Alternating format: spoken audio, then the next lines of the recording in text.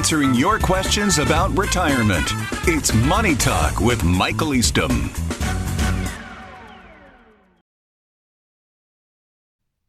My parents are both in assisted living, and it is ripping through their retirement savings at a rate of $7,000 a month combined.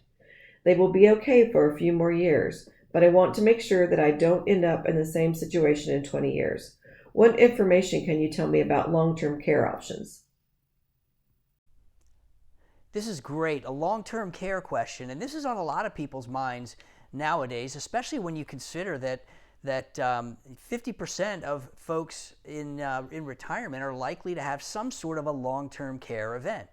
And the question becomes, do I have enough assets to take care of it if that comes into play? So there are a couple things you can do. Number one, I've taught a webinar and a class on long-term care. So if you're interested in learning more information, make sure you reach out to us and ask for a link to our long-term care webinar where we go in depth on some details of these topics. But when you think about long-term care for yourself, there are really only three ways that you can do it. One is that you can rely on the government. That's using Medicaid. You can buy some sort of an insurance policy that'll help you to cover some of your long-term care costs. And number three, you can self-insure.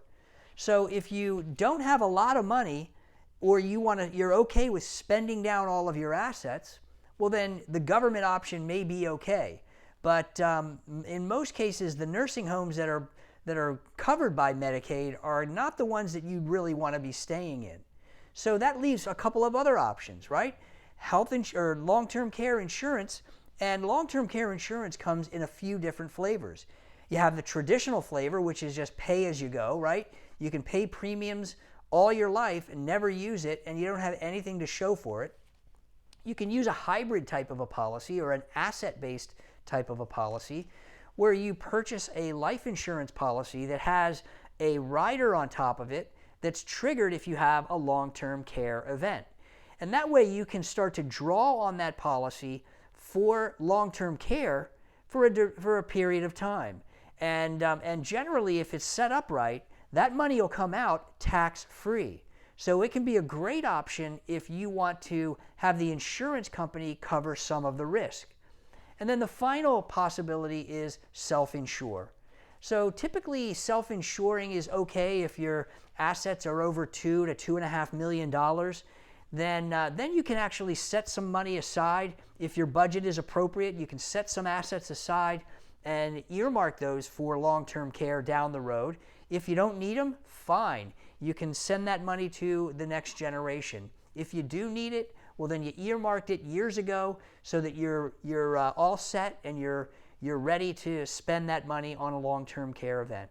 So keep those things in mind. Again, there's lots of different ways you can look at it, several different strategies that could play out. Every situation will be a little bit different. So again, if you have questions about long-term care, I'd encourage you to reach out to us. Ask for a link to our long-term care webinar.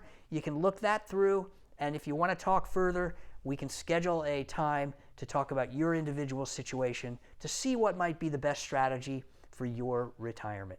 Thanks again for that question, and I look forward to speaking with you again soon. If you've got a financial question you'd like to have answered, click on the link below to submit your question. You may hear your answer on an upcoming edition of Money Talk.